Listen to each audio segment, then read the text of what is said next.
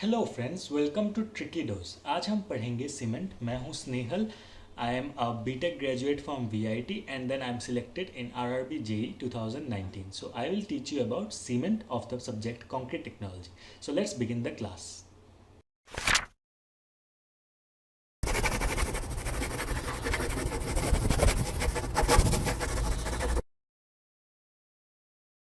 तो सबसे पहले हम पढ़ेंगे सीमेंट के बारे में। सीमेंट जो कि पहला चैप्टर है कंक्रीट टेक्नोलॉजी का।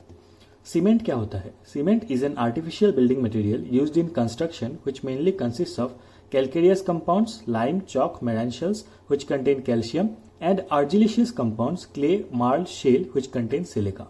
ये चीजें हमें याद रखनी पड़ेगी। जो सीमेंट है वो दो चीजों से बनती है mainly, calcium and silica. Calcareous compounds में कैल्शियम होती है, आर्जिलिशियस कंपाउंड्स में सिलिका होती है। इन दोनों को हम अगर मिला देंगे करेक्ट प्रोपोर्शन में तो हमें मिल जाएगा सीमेंट। कैल्केरियस कंपाउंड्स क्या होती है? लाइम, चॉक, मेरीन शेल्स, तो तीनों में कैल्शियम होता है। आर्जिलिशियस कंपाउंड्स क्या होती है? क्ले, मार्ल, शेल, इनमें सिलिका होती है। अगर हम इनको मिला के सीमेंट बना देंगे फैक्ट्री में, जब सीमेंट बन जाता है तब it has binding property. Cement में क्या होता है? बाइंडिंग प्रॉपर्टी होता है। बाइंडिंग प्रॉपर्टी क्या होती है? जब हम दो ईंटों को ऐसे लेंगे और उनके बीच में हम सीमेंट डाल देंगे तो ये ईंट जुड़ जाएंगे आपस में। इसी प्रॉपर्टी को हम बाइंडिंग प्रॉपर्टी कहते हैं।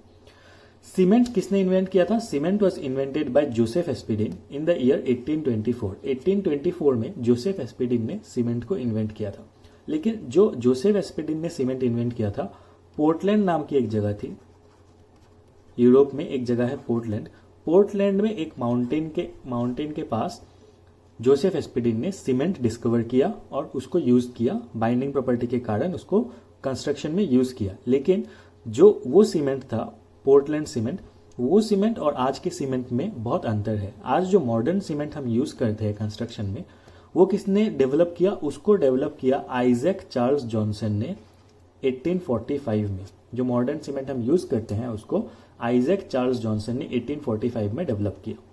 सीमेंट डेवलप होने से पहले लोग कंस्ट्रक्शन में सीमेंटिंग मटेरियल के लिए क्या यूज करते थे? Lime and gypsum. Lime and gypsum were used as cementing material before the invention of cement.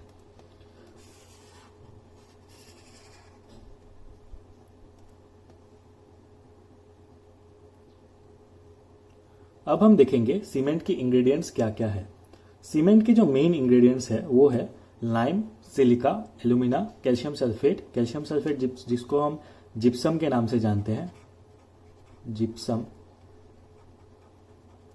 Calcium sulphate, iron oxide, sulphur, magnesia, alkalis. ये सीमेंट के मेन इंग्रेडिएंट्स है। इनके फॉर्मूलाज यहाँ पे दिए हुए हैं और कंपोजिशन है लाइम 60 to 67%, सिलिका 17 to 25%। ये दोनों बहुत इंपॉर्टेंट है, ये जानना बहुत इंपॉर्टेंट है। बाकी तो ये छोटे मोटे हैं। एल्यूमिना 3 to 8%, कैल्शियम सल्फेट जो जिप्सम है वो 3% के अराउंड रखा जाता है ताकि अर्ली सेटिंग को हम डिले कर सके। क्योंकि जिप्सम जो है वो क्या करता है? क्विक सेटिंग को डिले करता है। जब हम सीमेंट को कंक्रीट में बनाएंगे तो वो कंक्रीट जल्दी अगर सेट हो जाता है तो हमारे लिए प्रॉब्लम है, क्योंकि उसको ट्रांसपोर्ट करना होगा कहीं, फिर प्लेस करना होगा, तब तक वो सेट नहीं होना चाहिए। इसलिए हम उसको क्या करते हैं? जिप्सम ऐड कर देते हैं। कितना परसेंट? 3 to 4% जिप्सम हम ऐड कर देते हैं ताकि अर्ली सेटिंग डिले हो सके। उसके बाद आयरन ऑक्साइड, सल्फर, मैग्नीशिया, एल्कालिस, इन सब के बारे में हम डिटेल में आगे पढ़ेंगे। पढ़ने से पहले हम ये देख लेते हैं कि इन इंग्रेडिएंट्स को याद कैसे रखना है। तो इसको याद करने के लिए एक सिंपल सा ट्रिक है यहाँ पे। लॉस में है एम्स। अगर हम ये याद रखें लॉस में है एम्स, तो उसमें हमें सारे इंग्रेडिएंट्स, हमें मेन इंग्रेडिएंट्स याद रह जाएंगे। जैसे एल से लाइम, एस से सिलिका, ए से एल्यूमिना, आई से आयरन ऑक्साइड्स, एम से मैग्नीशिया, एस से सल्फर।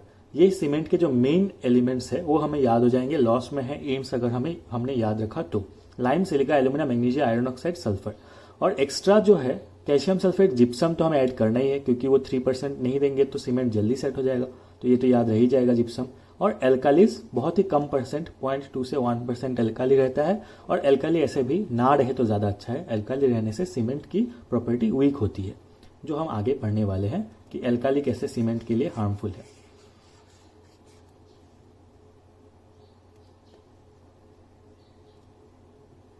अभी हम देखते हैं फंक्शंस ऑफ ईच कंपोनेंट। सबसे पहले लाइम। बहुत ही मेन पार्ट है लाइम सीमेंट का, 62 to 67% लाइम रहता है। It imparts strength and soundness to the cement. Lime जो है वो क्या करता है, स्ट्रेंथ देता है और साउंडनेस देता है। ये साउंडनेस क्या चीज़ है, जो हम सीमेंट से कंक्रीट बनाएंगे, फॉर एग्जांपल ये कंक्रीट बीम हमने बनाया सीमेंट से, ठीक है, इसके अंदर हमने ये स्टील बार्स भी दिया। अब क्या हुआ कि अगर हमने इसको 300 mm का बनाया, 300 mm का बीम बनाया, और कल आके पता चला कि ये बढ़ के 302 mm हो गया, तो क्या हुआ, ये इलोंगेशन जो हो गया, इसका डेप्थ जो इंक्रीज हो गया, वो हमारे स्ट्रक्चर के लिए अच्छा नहीं है। एक तो वो दिखने में खराब होगा, दूसरा वो स्ट्रक्चरल पॉइंट ऑफ व्यू से सही नहीं है, उसमें डिफ्लेक्शन आ सकती है, प्रॉब्लम आ सकती है। ये इलोंगेट क्यों हुआ, इलोंगेट हुआ और बाद में ये श्रिंक भी हो जाएगा। तो ये इलोंगेट होना, श्रिंकिंग होना, ये स्ट्रक्चर के लिए अच्छी बात नहीं है। तो ये इस चीज को हम क्या बोलते हैं, इस चीज को अनसाउंडनेस बोलते हैं। अनसाउंडनेस, वॉल्यूम चेंजेस आना स्ट्रक्चर के लिए अच्छी बात नहीं है। ऐसा हुआ तो स्ट्रक्चर में क्रैक्स आ जाएंगे, क्रैक्स आने से ऑब्वियसली ये सेफ नहीं है। इसलिए हमें चाहिए कि सीमेंट साउंड हो। साउंड होने के लिए क्या होता है, साउंड होने के लिए लाइम दिया जाता है सीमेंट में। Lime imparts strength and soundness to the cement. तो लाइम सीमेंट की साउंडनेस के लिए अच्छा है, लेकिन इसमें एक प्रॉब्लम भी है, excess of lime causes unsoundness. ज्यादा भी नहीं होना चाहिए, 62 से 67 के बीच ही होना चाहिए, उससे ज्यादा हुआ तो अनसाउंडनेस हो जाएगा। And deficiency of lime causes reduction in strength of cement and quick setting.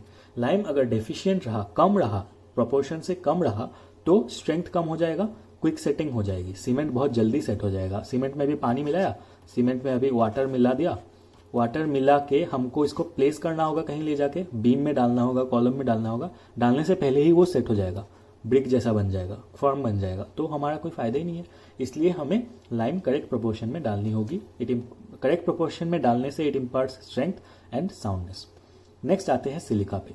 Silica imparts strength to the cement. Silica का एक ही काम है, स्ट्रेंथ देना, लेकिन excess of silica causes delay in setting time. Silica ज्यादा दे दिया तो क्या हो गया कि हमने बीम या फिर कॉलम में सीमेंट कास्टिंग कर ली। अब हम चाहते हैं कि ये जल्दी से जल्दी सूख जाए, फॉर्म हो जाए, ताकि हम इसके नीचे जो हमने सपोर्ट्स दिए हैं, सपोर्ट्स, शटरिंग, फॉर्मवर्क जो हमने लगाया है, उसको हम हटा सके। उसको हटा के कहीं और बनाना होगा, और कंस्ट्रक्शन करना होगा, ताकि हमारा काम, प्रोजेक्ट टाइम से चलता रहे। लेकिन सिलिका अगर ज्यादा हुआ तो क्या हो गया, excess causes delay in setting time. Setting time में डिले हो जाएगा, ये बहुत टाइम लेगा सेट होने में। तो क्या करेंगे, तो हमारा शटरिंग भी देरी से हटेगा, तो हमारा पूरा प्रोजेक्ट ही डिले हो जाएगा। इसलिए सिलिका भी परफेक्ट प्रोपोर्शन में होनी चाहिए। नेक्स्ट आते हैं एल्यूमिना में। Alumina imparts quick setting property and reduces clinkering temperature. Alumina क्या करता है, सीमेंट में क्विक सेटिंग प्रॉपर्टी देता है पहली चीज, और क्लिंकरिंग टेम्परेचर को कम कर देता है। इससे हमें क्या फायदा, क्लिंकरिंग टेम्परेचर कम हुआ तो हमें क्या फायदा। Clinkering temperature is that temperature at which clinkers are formed in the factory. Factory में क्या होता है, जब हम सीमेंट को क्लीन में डालते हैं, क्लीन में हम जब बनाते हैं सीमेंट को, तो इसका टेम्परेचर हम बढ़ाते हैं 1400 डिग्री सेल्सियस के ऊपर हम टेम्परेचर को ले जाते हैं, तब सीमेंट की क्लिंकर्स फॉर्म होती है। उन्हीं क्लिंकर्स से सीमेंट बनता है, उन्हीं क्लिंकर्स को ठंडा करने पे सीमेंट बनता है, जिसको हम बैग्स में डालते हैं। तो क्लिंकरिंग टेम्परेचर वो टेम्परेचर है जिसमें क्लिंकर्स बनता है। तो अगर क्लिंकरिंग टेम्परेचर ज्यादा हुआ तो हमें ज्यादा टेम्परेचर बढ़ाना होगा, जिसमें ज्यादा फ्यूल लगेगा, ज्यादा इलेक्ट्रिसिटी लगेगा, ज्यादा कोल लगेगा। तो अगर हम क्लिंकरिंग टेम्परेचर को कम कर सकते हैं तो हमारे लिए फायदा है, पैसे बचेंगे। तो एल्यूमिना अगर सीमेंट में होगा तो उस सीमेंट को बनाने के लिए हमें कम पेट्रोल, कम कोल, कम इलेक्ट्रिसिटी का यूज करना होगा। तो इसलिए alumina imparts reduces the clinkering temperature which saves our money, saves money. तो ये इकोनॉमिकल होता है अगर एल्यूमिना सीमेंट में रहे तो। लेकिन एक्सेस क्या होता है, excess of alumina causes weak cement. अगर एल्यूमिना ज्यादा हुआ सीमेंट में तो स्ट्रेंथ कम हो जाती है सीमेंट की, ठीक है। नेक्स्ट हम आते हैं कैल्शियम सल्फेट और जिप्सम। कैल्शियम सल्फेट और जिप्सम क्या करता है, it increases the initial setting time of the cement, it is a retarder. जैसे कि मैंने पहले बोला, जिप्सम को हम 3% अगर सीमेंट में डालेंगे तो क्या होगा, सीमेंट जल्दी सेट नहीं होगा, डिले इन सेटिंग टाइम होगा, इनिशियल सेटिंग टाइम में डिले होगा। आगे चल के हम पढ़ेंगे कि इनिशियल सेटिंग टाइम क्या होता है। अभी के लिए ये जान के रखे कि जिप्सम क्या करता है, अर्ली सेटिंग को डिले कर देता है, delay, early setting is delayed. Okay,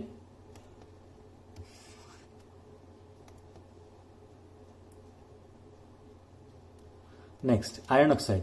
iron oxide का काम क्या है, strength, hardness, colour. We have to remember like this, iron oxide imparts strength, hardness and colour to the cement. जो सीमेंट में जो कलर होता है, ग्रीनिश, लाइट ग्रीनिश ग्रे, ये कलर कौन देता है, आयरन ऑक्साइड ही देता है सीमेंट में। ठीक है, नेक्स्ट आते हैं magnesia. Magnesia imparts strength, hardness, yellowish colour to the cement. Magnesia और आयरन ऑक्साइड दोनों का काम सेम है, स्ट्रेंथ, हार्डनेस और कलर देता है। आयरन ऑक्साइड सीमेंट के ग्रीनिश ग्रे कलर के लिए रिस्पॉन्सिबल है, मैग्नीशिया सीमेंट में थोड़ा सा येलोइश टिंच के लिए रिस्पॉन्सिबल है। लेकिन ये याद रखना होगा कि excess of magnesia causes unsoundness. Next आते हैं sulphur. Sulphur is a negative element in cement. Sulphur का कोई पॉजिटिव रोल नहीं है सीमेंट में।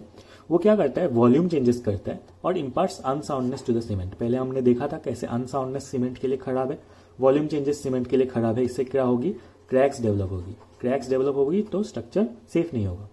Next alkali. अल्काली क्या करता है, सीमेंट में जो अल्काली होता है ये जितना कम हो उतना अच्छा है, ना हो तो बहुत अच्छा है। अल्काली क्या करता है, it causes staining in concrete surface due to efflorescence. It also causes disintegration of the cement. The stains are grey white in colour. For example, ये सीमेंट का हमने क्यूब बनाया,